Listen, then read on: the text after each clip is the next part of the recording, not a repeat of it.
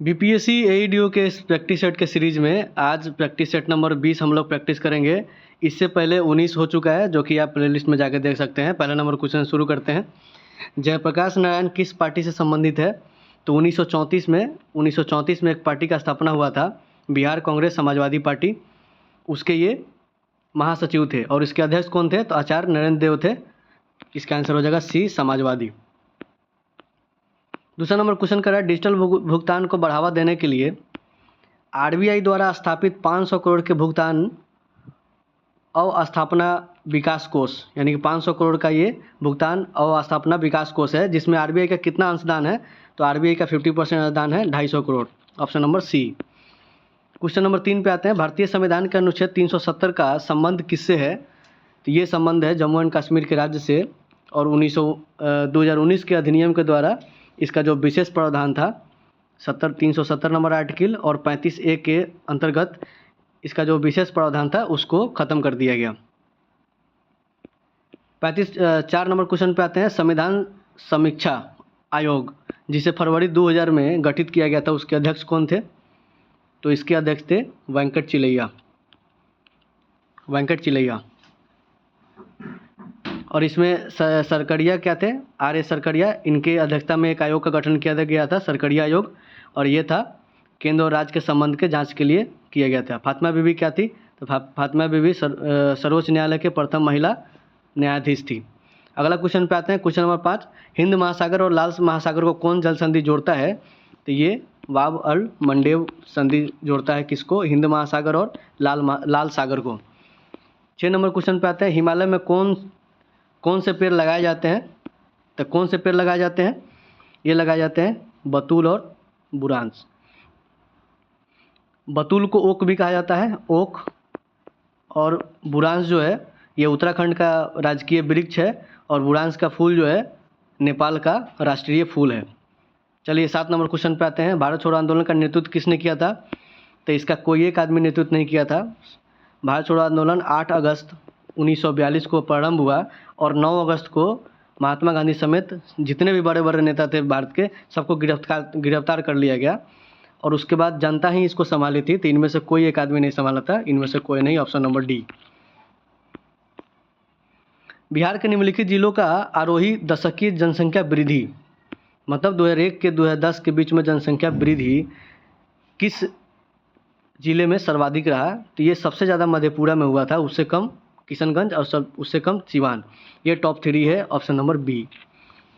2011 के जनगणना के रिलेटेड एक हम लोग स्पेशल वीडियो बना चुके हैं, जो कि आपको प्लेलिस्ट में मिलेगा, बिहार स्पेशल के प्लेलिस्ट में, इसे आप जाके देख सकते हैं। 9 नंबर क्वेश्चन पे आते हैं। 9 नंबर क्वेश्चन कर रहा है कि निम्न में से किस जिले में बिहार का एकमात्र राष्ट्रीय उद्यान है? तो कौन सा जिला है जिसमें एकमात्र नेशनल पार्क है? तो ये पश्चिम चंपारण में है, उसका नाम क्या है? Valmiki national park. 10 number question, Vikramshila गंगेय डॉल्फिन अभयारण्य बिहार के किस जिले में स्थित है? तो ये है भागलपुर डिस्ट्रिक्ट में। और ये जो गंगेय डॉल्फिन है ये जलीय जीव, राष्ट्रीय जलीय जीव है भारत का, और ये 1991 में इसका स्थापना हुआ था, गंगेय डॉल्फिन अभयारण्य का, भागलपुर में। 11 नंबर क्वेश्चन पे आते हैं। निम्नलिखित में से कौन सा वन्यजीव अभयारण्य बिहार के मुंगेर जिला में स्थित है? तो मुंगेर में कौन सा है? ये भीम बांध है। भीम बांध वन्यजीव अभयारण्य ये मुंगेर डिस्ट्रिक्ट में है। Option number C. और इसका स्थापना हुआ था 1976 में, 1976। 12 नंबर क्वेश्चन कह रहा है कि बिहार में स्थापित स्वराज दल की शाखा का संयोजक कौन था? तो इसके संयोजक जो थे ये थे डॉक्टर श्री कृष्ण सिंह, और इसके अध्यक्ष तो पहला अध्यक्ष थे नारायण प्रसाद, और ये कब हुआ था? 1923 में। 13 नंबर क्वेश्चन पे आते हैं। बिहार नेशनल कॉलेज एवं उसके भवन, बिहार विद्यापीठ, बिहार नेशनल कॉलेज का स्थापना, तो बिहार नेशनल कॉलेज का स्थापना हुआ था 1921 में, और 22 में हुआ था उसी के अंदर बिहार विद्यापीठ का। और इसका स्थापना कौन करवाया था? तो इसका स्थापना करवाए थे राजेंद्र प्रसाद और मजरूल हक। और इसके अंदर बिहार विद्यापीठ का स्थापना 2022 में कौन कराया? तो ये महात्मा गांधी किए थे। ऑप्शन नंबर सी इसका सही आंसर है। 14 नंबर क्वेश्चन पे आते हैं। 1937 में प्रांतीय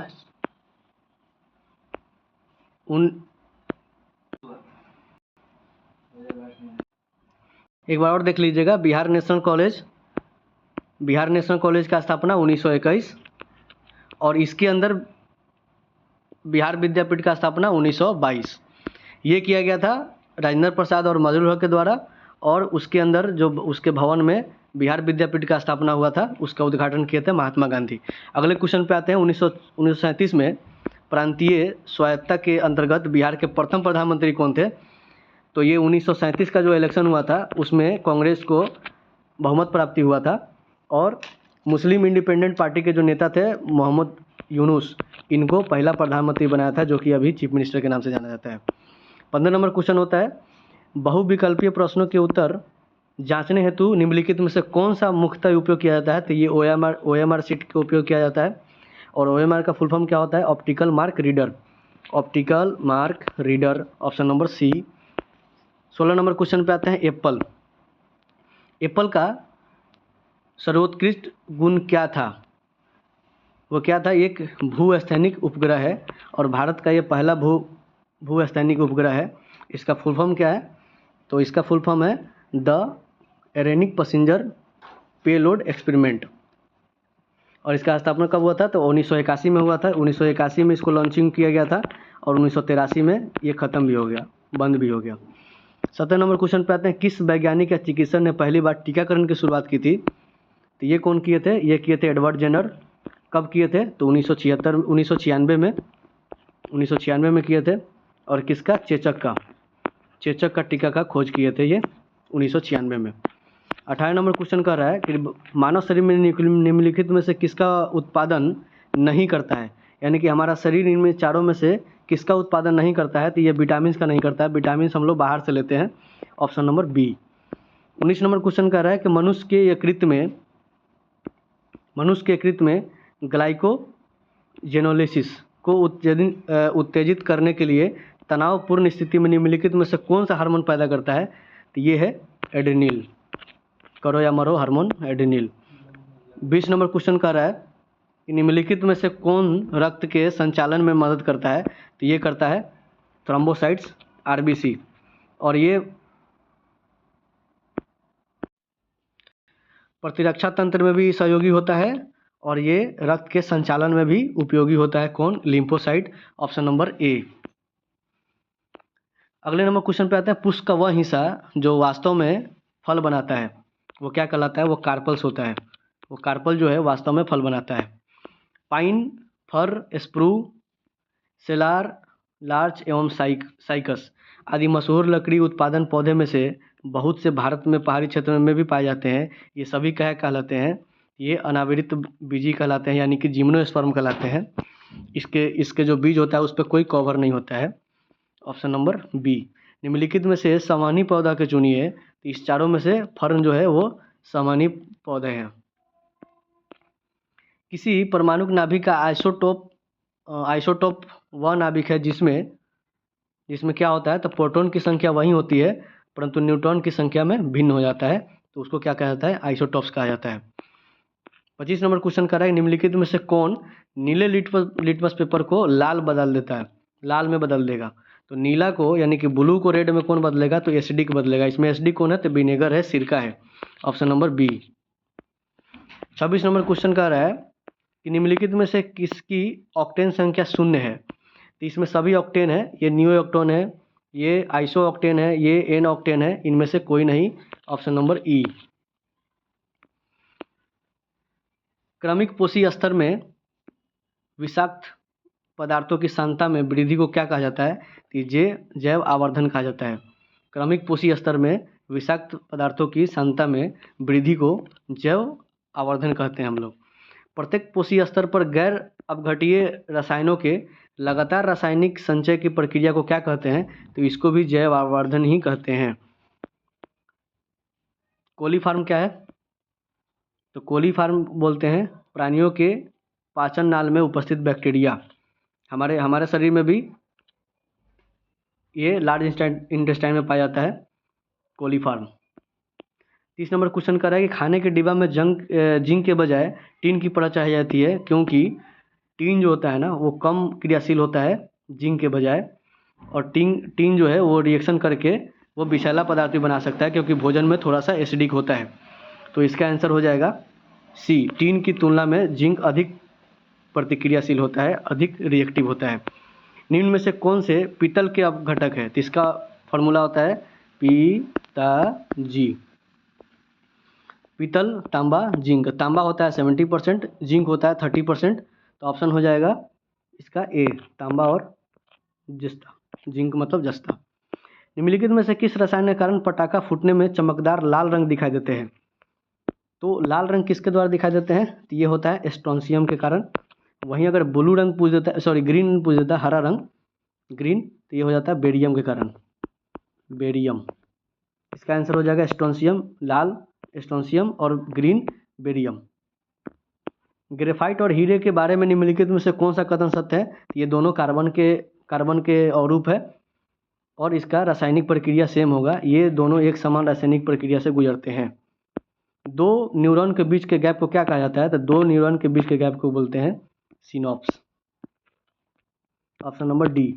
35 नंबर क्वेश्चन कर रहा है कि किसी परिपथ में कौन सा विद्युत पावर को प्रदर्शित नहीं करता है? तो भी आर स्क्वायर नहीं करता है, ये आई स्क्वायर आर करता है, भी आई करता है, दोनों करता है। आई आर स्क्वायर ये फॉर्मूला नहीं है। निम्नलिखित में से कौन सा फोटो इलेक्ट्रिक उपकरण डिजिटल अनुप्रयोगों के लिए सबसे उपयुक्त है? तो फोटोवोल्टिक सेल है, ये ऑप्शन नंबर बी। 36 का हो जाएगा बी। 37 नंबर क्वेश्चन कर रहा है कि एलईडी यानी कि लाइट इमिटिंग डायोड, प्रकाश उत्सर्जक डायोड के संदर्भ में कौन सा गलत है?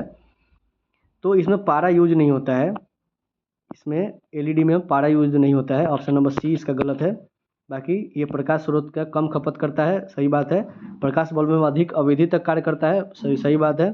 और एलईडी का ट्रैफिक सिग्नल लाइट में भी प्रयोग किया जाता है, ये भी बात सही है। एक कृष्णक का उच्च तापमान टीके ई वाट प्रति वर्ग मीटर की दर से ऊर्जा का विकिरण करती है।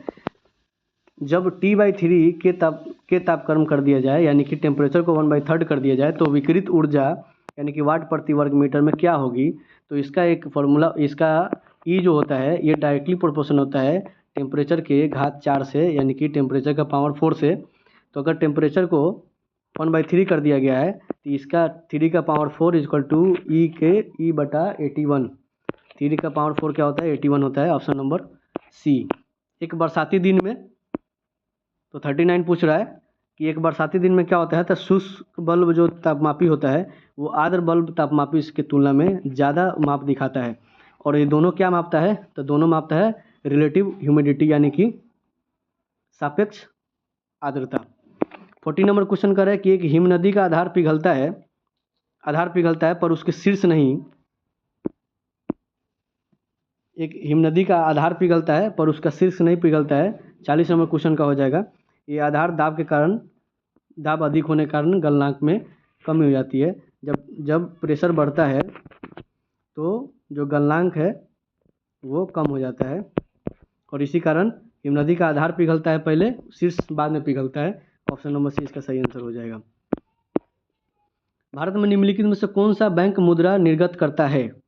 तो बैंक मुद्रा कौन निर्गत करता है? ये करता है रिजर्व बैंक ऑफ इंडिया, इकलौता आदमी, Reserve Bank of India. Option number B. 41 number question देखते हैं। 42 नंबर क्वेश्चन, 42 नंबर क्वेश्चन। आत्मनिर्भर भारत योजना का स्तंभ क्या है? तो आत्मनिर्भर भारत योजना का स्तंभ क्या है? अर्थव्यवस्था है, तकनीकी है, आधारभूत संरचना भी है। ऑप्शन नंबर ई, एक से अधिक। 43 नंबर क्वेश्चन का है निम्न में से कौन सा भारत के सूक्ष्म उद्योग को आंशिक रूप से परिभाषित करता है? तो सूक्ष्म उद्योग क्या होता है? या तो इसका मशीन और संयंत्र का उपकरण का जो कीमत है वो 1 करोड़ से कम हो, और या फिर ओवरऑल जो टर्नओवर है वो 5 करोड़ से कम हो।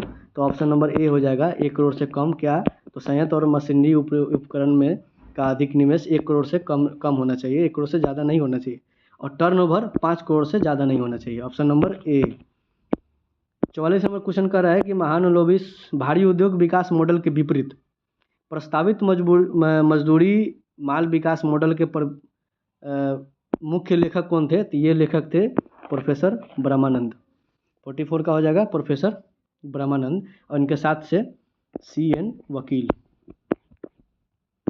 क्वेश्चन नंबर 45 का निम्नलिखित में से किसे सामुदायिक विकास के पहले कार्यक्रम के रूप में स्थापित किया गया था? तो 45 का हो जाएगा राष्ट्रीय विस्तार सेवा। इसको सामुदायिक विकास के पहले कार्यक्रम के रूप में स्थापित किया गया था। जल जीवन शक्ति मिशन का सकल बजट राशि कितना है? तो 46 का हो जाएगा 70,000 करोड़। ये जल जीवन मिशन का सकल राष्ट्रीय राशि है। स्वच्छ भारत मिशन कब आया था? तो स्वच्छ भारत मिशन आया था 2014 में, और गांधी जयंती के दिन 2 अक्टूबर 2014। संघीय लोकसभा आयोग के अध्यक्ष की नियुक्ति कौन करता है? तो ये करते हैं राष्ट्रपति। 48 का हो जाएगा राष्ट्रपति। 315 नंबर आर्टिकल इससे संबंधित है, और 316 नंबर आर्टिकल का 316 का 1 कहता है कि राज्यपाल राज्य लोक सेवा आयोग के अध्यक्ष का नियुक्ति करेंगे। ये 316 का 1। क्वेश्चन नंबर 49, संघ लोक सेवा आयोग का अपना वार्षिक प्रतिवेदन सौंपता है, किसको सौंपता है? ये सौंपता है राष्ट्रपति को। 49 का हो जाएगा बी। क्वेश्चन नंबर 50 का रहा है, निर्वाचन आयुक्त को कौन हटा सकता है? तो इसको हटा तो सकते हैं राष्ट्रपति, लेकिन इसमें मुख्य निर्वाचन आयुक्त का परामर्श चाहिए। Option number B. भारत के सर्वोच्च न्यायालय की स्थापना कब हुई थी? तो सर्वोच्च न्यायालय का जो स्थापना हुआ था वो हुआ था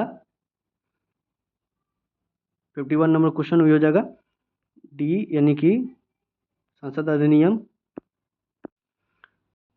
1947 का अधिनियम नहीं है, 35 नहीं, अधिनियम 34 था, 1934। संविधान संशोधन, ये संविधान भारतीय संविधान के द्वारा किया गया था, और इस सर्वोच्च न्यायालय का जो स्थापना है ये डी हो जाएगा, भारतीय संविधान के द्वारा। अगर भारत के राष्ट्रपति के चुनाव में कोई विवाद होता है तो उस विवाद को सौंपा जा सकता है किसको? ये सर्वोच्च न्यायालय को सौंपा जा सकता है। ये आर्टिकल कितना है? तो आर्टिकल है 71। निम्नलिखित उच्च न्यायालयों में से कौन सा एक अधिक राज्य और केंद्रशासित प्रदेश के लिए है? तो ये है गुवाहाटी, और गुवाहाटी जो हाई कोर्ट है वो संभालता है NAAM, यानी कि नागालैंड, असम, अरुणाचल प्रदेश और मिजोरम, 4 राज्यों को संभालता है। इनमें से कौन भारत के उपराष्ट्रपति कभी नहीं रहे? तो इनमें से फखरुद्दीन अली अहमद कभी भी भारत के उपराष्ट्रपति नहीं रहे थे, इन चारों में से। लोकसभा और विधानसभाओं के लिए एंग्लो इंडियन के नामांकन के प्रावधान को समाप्त करने के लिए किस विधेयक की मांग की गई थी? तो ये 2019 का 129वां संविधान संशोधन विधेयक, यानी कि ऑप्शन नंबर बी इसका सही आंसर हो जाएगा, ऑप्शन नंबर बी। निम्नलिखित में से कौन एक भारत के राष्ट्रपति का संवैधानिक विशेषाधिकार नहीं है? तो संवैधानिक विशेषाधिकार क्या नहीं है? ये पुनर्विचार के लिए जो मनी बिल होता है, यानी कि धन विधेयक, इसको वो वापस नहीं लौटा सकते। ऑप्शन नंबर ए, ये विशेषाधिकार में नहीं है। निम्नलिखित मूल अधिकारों के किस स्वर्ग में अस्पष्टता के रूप में किए गए विभेदन के विरुद्ध संरक्षण समाविष्ट है? इसका ऑप्शन देख लेते हैं। ऑप्शन है शोषण के विरुद्ध नहीं, स्वतंत्रता के अधिकार नहीं, समानता का अधिकार, राइट टू इक्वलिटी में ये प्रावधान है, option number D. 58 number question पूछ रहा है कि वर्तमान समय में निम्न में से कौन एक मौलिक अधिकार नहीं है? तो मौलिक अधिकार आज के डेट में संपत्ति का अधिकार एक मौलिक अधिकार नहीं है, ऑप्शन नंबर बी।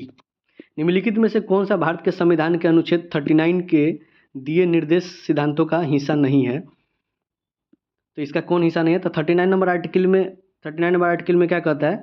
ये समान वितरण के बारे में कहता है, समान वितरण। तो समान वितरण किस में है? तो संसाधनों का समान वितरण होगा इसमें, संसाधनों का समान वितरण। उसके बाद कहता है समान वेतन, एक काम के लिए समान वेतन मिलेगा।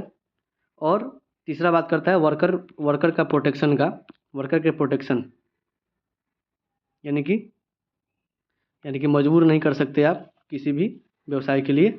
ऑप्शन नंबर ए इसका सिद्ध नहीं है, यानी कि लोगों के पोषण के स्तर को बढ़ाने के लिए स्वास्थ्य सुधार, ये इसका 39 नंबर आर्टिकल के अंदर नहीं आता है। 60 नंबर क्वेश्चन कर रहा है कि वर्ष 2046 में बनी अंतरिम सरकार में डॉक्टर राजेंद्र प्रसाद को क्या मिला था? तो ये खाद्य और कृषि मंत्रालय ये मिला था इनको, फूड एंड एग्रीकल्चर मिनिस्टर बने थे।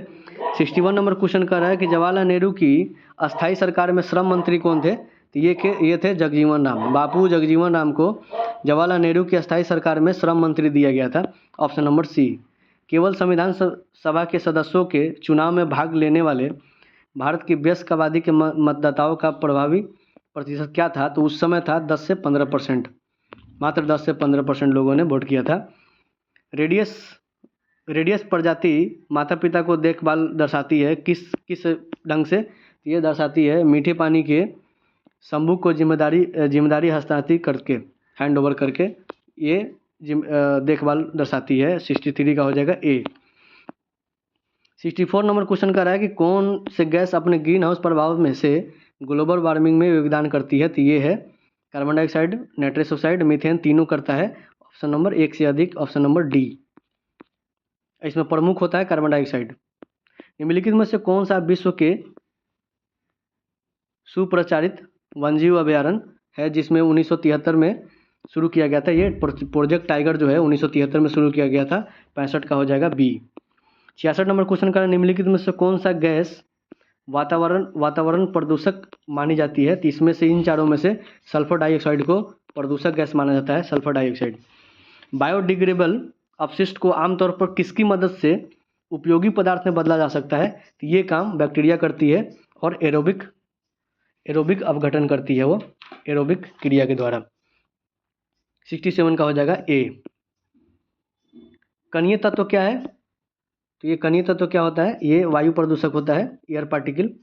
69 नंबर क्वेश्चन पूछ रहा है कि विश्व का बृहत्तम डेल्टा निर्माण कौन करता है। तो ये गंगा ब्रह्मपुत्र मिल के सुंदरबन डेल्टा का निर्माण करता है। ये विश्व में सबसे बड़ा डेल्टा है, ऑप्शन नंबर ए। ग्लोब पर 101 डिग्री के अंतराल पर खींची गई अक्षांश रेखाएं कितनी होती है। तो 90 ऊपर 90 नीचे और उसमें से 2 घटा दीजिए दोनों पॉइंट को, तो ये हो जाएगा। और एक इक्वेटर, 90 ऊपर 90 नीचे एक इक्वेटर और उसमें से 2 घटा दीजिए क्योंकि नॉर्थ पोल साउथ पोल पर पॉइंट बन जाता है। तो 179 नंबर आंसर हो जाएगा, answer number C. 71 number question पूछा है कि 90 डिग्री पूर्वी दिशांतर पर स्थित थिम्पू, यानी कि थिम्पू भूटान का राजधानी है, का स्थानीय समय निर्धारित किया जाएगा कीजिए जब ग्रीनविच यानी कि 0 डिग्री पर दोपहर का 12 बजे का समय है। ये बोल रहा है कि 0 डिग्री पे यानी कि ग्रीनविच मेरिडियन लाइन पे 12 बज रहा है।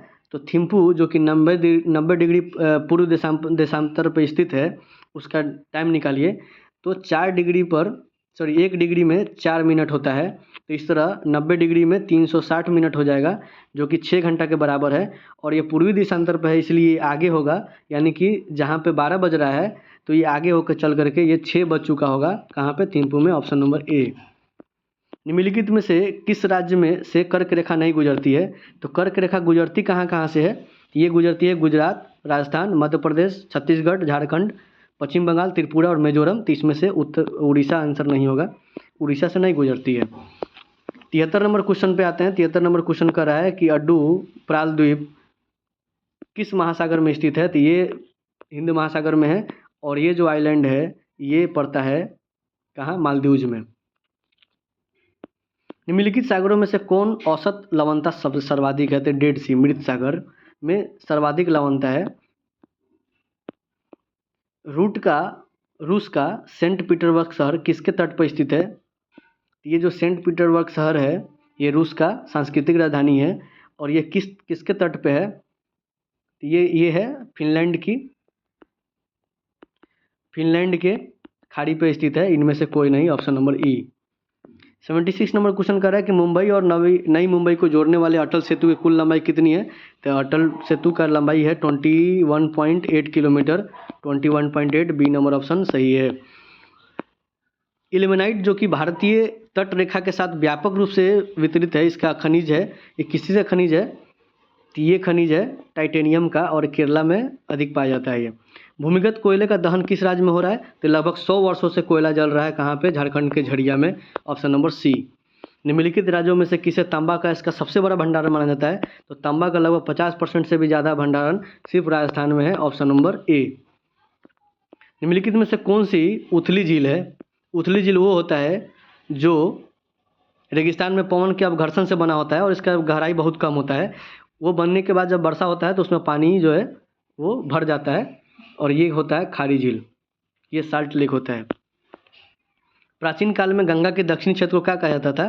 तो गंगा के नीचे बसा हुआ है मगध। गंगा के साउथ में था मगध और मगध को गंगा के दक्षिणी क्षेत्र को क्या कहा जाता था। तो मगध बोला जाता था, ऑप्शन नंबर ई। इनमें से कोई नहीं। आतंक में अपनी पहाड़ी यात्रा के अंत में सिंधु नदी अफगानिस्तान की किस नदी से जुड़ती है। तो आतंक एक जगह है पाकिस्तान में जहाँ पे कौन नदी आके सिंधु नदी से मिल जाती है जो कि अफगानिस्तान से आती है। तो ये काबुल नदी है, ऑप्शन नंबर सी। निम्नलिखित में से कौन इक्का आंदोलन के लिए जिम्मेदार थे? तो 83 हो जाएगा। ये इक्का आंदोलन हुआ कहाँ पे था? इक्का आंदोलन हुआ था हरदोई में, बहराइच में, सुल्तानपुर में, बाराबंकी में, सीतापुर में। इसका आंसर हो जाएगा ए। और इसके प्रखर नेता कौन थे? तो ये नेता थे मदारी पासी। इनमें से किसे उलगुलान आंदोलन प्रारंभ किया? इसमें से किसने उलगुलान आंदोलन प्रारंभ किया? तो उलगुलान या फिर मुंडा आंदोलन, दोनों एक ही चीज़ है। ये बिरसा मुंडा ने प्रारंभ किया था। ये 1895 से 1900 के बीच में चला था। 85 नंबर क्वेश्चन कर रहा है कि मद्रास में जस्टिस पार्टी के डैश की वजह से द्वैत शासन में प्रयोग को प्रांत में सफल बनाया। तो ये कैसे बन गया? तो ये ब्राह्मण विरोधी रुख अपनाने के कारण जो मद्रास की जस्टिस पार्टी है, ये द्वैत शासन का प्रयोग प्रांत में सफल बना दिया। 85 नंबर क्वेश्चन का हो जाएगा डी। और ये जो मद्रास जस्टिस पार्टी है, इसका स्थापना कब हुआ था? ये 1916 में हुआ था। अगले क्वेश्चन पे आते हैं, क्वेश्चन नंबर 86। इनमें से किसने द हिंदू एसोसिएशन की स्थापना की? तो द हिंदू एसोसिएशन का स्थापना कौन किया था? ये 1904 में एनी बेसेंट ने की थी, जो कि 1893 में भारत आई थी। एनी बेसेंट 1893 में भारत आई थी। और 1914 में दो पत्रिका चालू की थी, वो द कॉमनवेल्थ और न्यू इंडिया 1916 में। और 1914 में दो पत्रिका चालू की थी, और 1916 में होम रूल की स्थापना की थी। और 1917 में ये कांग्रेस के अधिवेशन को अध्यक्ष करने वाली पहली महिला बन गई थी 1917 में। कौन? Annie Besant. इसका हो जाएगा A number option, Annie Besant. Satyashodhak Samaj की स्थापना किसके द्वारा की गई थी? सत्यशोधक समाज। तो सत्यशोधक समाज का स्थापना कब हुआ था? ये हुआ था 1873 में। और 1873 में ही गुलामगिरी लिखे थे। गुलामगिरी कौन लिखे थे? Jyotiba Rao Phule. Option number C. निम्नलिखित में से किसने भारतीयों के लिए पश्चात यानी कि पश्चिमी संस्कृति को लागू करने का वकालत किया था? तो ये मैकेले किया था। ये कब किया था? 1835। वेस्टर्न कल्चर को लाने के लिए Lord Macaulay. National council of education की स्थापना किसने कब हुआ था? तो नेशनल काउंसिल ऑफ एजुकेशन का स्थापना हुआ था 15 अगस्त 1906। 15 अगस्त 1906। एक अच्छे यूरोपीय पुस्तकालय की एक अलमारी भारत तथा अरब के संपूर्ण साहित्य के से अधिक मूल्यवान है। ये किसने कहा था? यही मैकाले ने कहा था। Option number A. Home charges या ब्रिटेन में भारतीय सरकार के खर्चों का समाहित है, यानी कि इसमें होम चार्जेज में क्या क्या समाहित था? तो होम चार्जेज में क्या क्या था? एक तो ऑफिसरों का जो पेंशन था वो था। एक था भारत में कर चुकाने और ऑफिसरों का पेंशन, ये तो था ही। उसके अलावा बाहरी कर्ज भी था, और अफसर या व्यापारियों द्वारा जो घर भेजा गया रुपया था, ये सब शामिल था होम चार्जेज में। Option number A. 92 number question कह रहा है कि मद्रास में रैयतवाड़ी पद्धति को किसने आरंभ किया? तो महाराष्ट्र में मद्रास में रैयतवाड़ी पद्धति का आरंभ किसने किया था? टॉमस मुनरो ने किया था। और इसका जो सीधा जो इसका मालिक होता था वो किसान होता था, और वो टैक्स डायरेक्ट देता था किसको? अंग्रेज को, फ्रेंच को। 93 नंबर क्वेश्चन वह प्रथा जिसके तहत किसान स्वयं भूमि का मालिक होता था और सरकार को भू राजस्व के भुगतान के लिए जिम्मेदार होता था। तो ये रैयतवाड़ी प्रथा। Option number B. और ये डायरेक्ट मालिक होता था जमीन का, और ये डायरेक्ट खुद ही भुगतान करता था कर का सरकार को। 94 नंबर क्वेश्चन, इनमें से किसने हुमायूं को यह प्रस्ताव दिया था कि यदि उसे बंगाल पर एक अधिकार करने दिया गया तो वह बिहार को समर्पित कर देगा, और इसके बदले में 10 लाख दिनार का वार्षिक श्रद्धांजलि भी अर्पित करेगा? तो ये कहा था शेर खान, यानी कि शेरशाह सूरी। निम्नलिखित में से किस युद्ध में मुख्य विरोधियों का सही उल्लेख नहीं किया गया है? तो हल्दी घाटी का युद्ध किसके किसके बीच? महाराणा प्रताप और अकबर के बीच। पानीपत का प्रथम युद्ध बाबर और इब्राहिम लोदी के बीच। पानीपत का द्वितीय युद्ध ये नहीं होगा। ऑप्शन नंबर सी गलत है। हुमायूं का मकबरा कहाँ है? तो हुमायूं का मकबरा दिल्ली में है। और ये यूनेस्को वर्ल्ड हेरिटेज साइट भी है। पाणिनिकृत अष्टाध्यायी, अष्टाध्यायी क्या है? एक व्याकरण का बुक है और इसको लिखा है कौन? पाणिनि। बुक का नाम है अष्टाध्यायी। ताम्र पत्र लेख दर्शाते हैं कि प्राचीन काल में बिहार के राजाओं का संपर्क कहाँ तक था? तो ये जावा और सुमात्रा तक था बिहार के राजाओं का संपर्क। नालंदा विश्वविद्यालय की स्थापना किस युग में हुआ था? तो ये हुआ था गुप्त युग में। नालंदा विश्वविद्यालय का स्थापना गुप्त काल में हुआ था। ह्वेनसांग की भारत की यात्रा के समय सूती कपड़ों का उत्पादन के लिए सर्वाधिक प्रसिद्ध शहर कौन सा था? तो ये मथुरा हुआ करता था उस समय सबसे प्रसिद्ध। किस काम के लिए? सूती कपड़ों के लिए। ये आज का आखिरी प्रश्न है और थैंक यू फॉर वॉचिंग। धन्यवाद।